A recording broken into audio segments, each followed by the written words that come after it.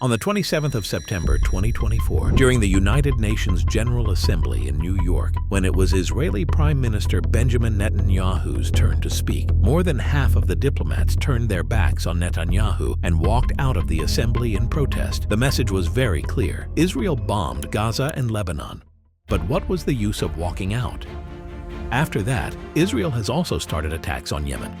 If we talk about Gaza alone, more than 4,200 innocent people have been killed in the last 1 year, including children and women, and lakhs of people have become homeless. America, European Union, and UK have also warned Israel several times that this war can also take a terrible form. The world saw a glimpse of this on the 1st of October 2024, when Iran fired 200 ballistic missiles on Israel from 1,800 kilometers away. And the report till the 2nd of October is that Israel has started a war against Iran to give serious threats. Despite this, they have failed to stop Israel till now. World Brief Report videos once again show flattery. Before understanding the real power of Israel, it is important to understand a little about the current situation. The issue of Israel and Palestine has been going on since the time when both of them did not even exist.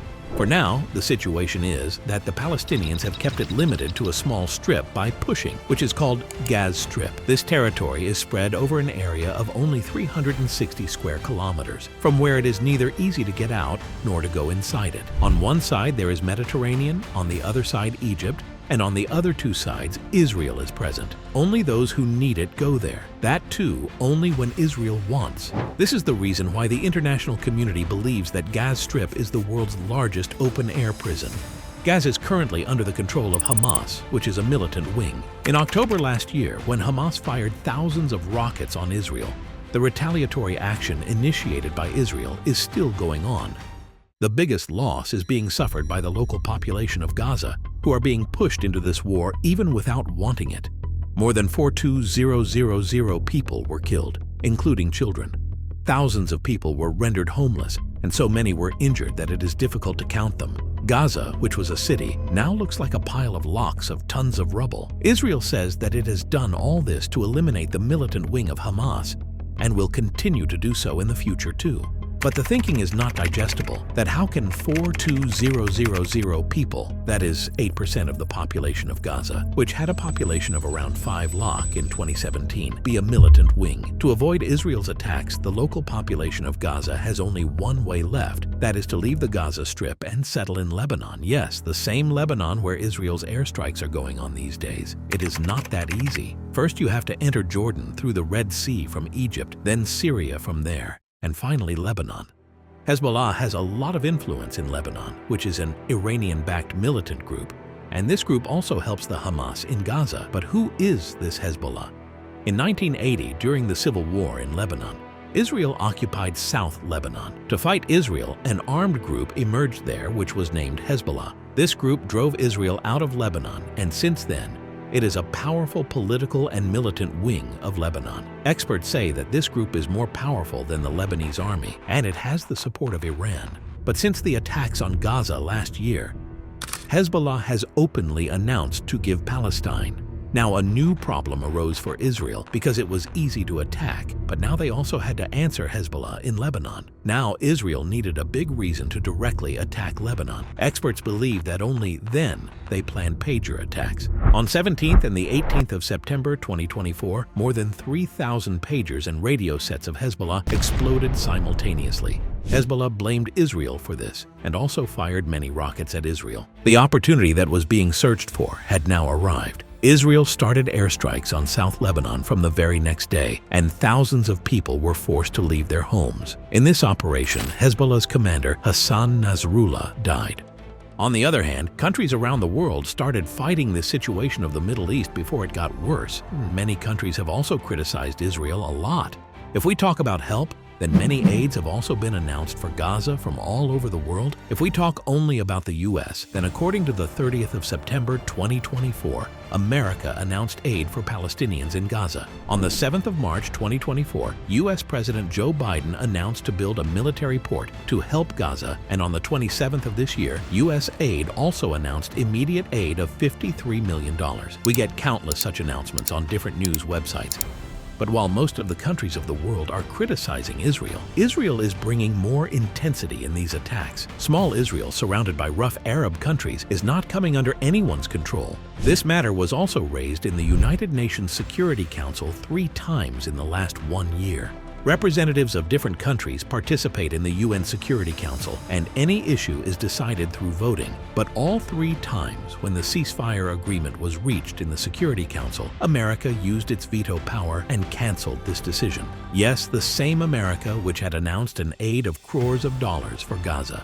In June 2024, America itself filed a ceasefire agreement which was also passed in the Security Council, but it was also vetoed later. On one hand, President Joe Biden says that war is not in anyone's favor. On the other hand, the veto powers were also used by America in the UN. But according to the Stockholm International Peace Research Institute, between 2019 and 2023, Israel also won more than the number of ceasefire agreements held by Israel. 69 of the weapons imported were ordered from America, and America also gives Israel military aid of $3.8 billion every year. All this information is also publicly available. People say that America talks about stopping attacks on Israel, and on the other hand also supports Israel. This is the reason that the war is increasing instead of decreasing, which can take a terrible form in the Middle East in the coming time. But here, an important question arises that why is America doing this?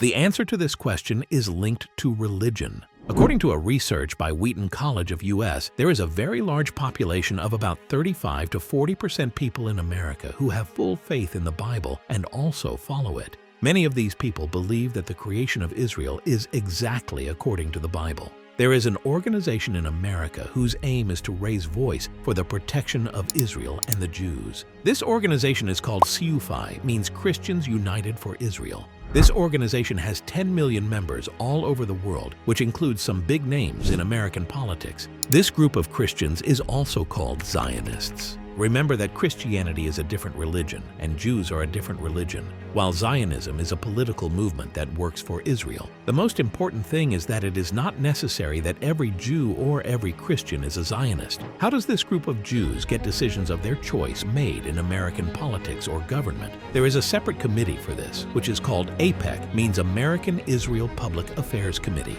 This is the world's largest and most powerful lobbying committee, which can get decisions of its choice made in the American Congress whenever it wants. All decisions are made in the U.S. Congress, new laws are made, budgets are approved, and wars are also declared. Members of the U.S. Congress make all these decisions through voting. Now, if a big group buys most of the members of the U.S. Congress and tells them to do so-and-so, if the voting in the resolution is to be in their favor, then this is called lobbying. And the surprising thing is that lobbying is absolutely legal in America, but it has some conditions. The one who is lobbying has to keep all these details public and not give money to any Congress member under the table. That is, whatever happens will be in front of everyone. It is clearly written on AIPAC's website that this group lobbies to implement Israeli policies in the American government. Not only this, but those candidates who stood in the U.S. general election and had the support of AIPAC, 98 of them won the election. These candidates were also given $4 million. This group not only implements Israel-friendly policies in American politics, but also works to defeat those who are against Israel. It is written on their website that they also defeated 24 such candidates who were against pro-Israel policies. AIPAC's support for Israel is now taking a very horrific shape. It was like this that South Africa filed a case in the International Criminal Court (ICC) against Israel's bombing and human rights violation in Gaza. This court is a part of the United Nations, but it is not under the direct control of America. On the 24th of April 2024, ICC Chief Prosecutor received a threatening letter from 12 U.S. senators in which it was written that we have received reports that the ICC is going to issue orders to arrest Israel's Prime Minister Benjamin Netanyahu and other Israeli leaders. It was written in it that if you do this, then we, that is, the U.S., will impose worse sanctions against your organization and will also ban your and your family's U.S. visits. It was clearly written in this letter that if you target Israel, we will target you. And finally, at the end of the letter, it was mentioned that you have been warned. The names and signatures of those 12 U.S. senators were also attached with this letter. The interesting thing is that on the website of ICC, those 12 U.S. senators have been given a letter. There is a list of all the senators who are pro-Israeli candidates and for whom funding is being collected, and the names of the senators who wrote the threatening letter to the chief prosecutor of ICC are also openly written in this list, but the story is still left. You all must have heard about bonds. Most of the governments issue them to collect money from investors and in return buy bonds. The seller is given an annual profit. The advantage of this is that the government gets money in the form of a loan, and whenever the bond has to be returned, the government also buys it back. Now let's come to the real story. According to a story by The Guardian, in August 2023, a representative of Israeli bonds emailed the Ohio State Treasurer in America and asked if he would buy Israeli bonds worth $5 million. Normally, it is not so easy to sell anything to any government institution. It has a lot of complications and permission has to be taken from different people. But surprisingly, in the next 40 minutes, the Terror Office approved the purchase of Israeli bonds. Later, it was learned that after the war between Hamas and Israel started, various U.S. states and municipalities have bought Israeli bonds worth at least $1.7 billion. It seems that America has not one, but many ways to support Israel. There are two hands, the last of which is America's support in the Middle East. As you know, issues have been going on between Iran and the U.S. for the last several decades. Be it the 20-year American occupation of Afghanistan or the war in Iraq, America needs a loyal partner in the Middle East and South Asia. And who can play this partnership other than Israel? Although ending the war in the Middle East is not a big issue, Arab countries want Palestine to be freed, but Israel is not accepting the two-state solution at any cost.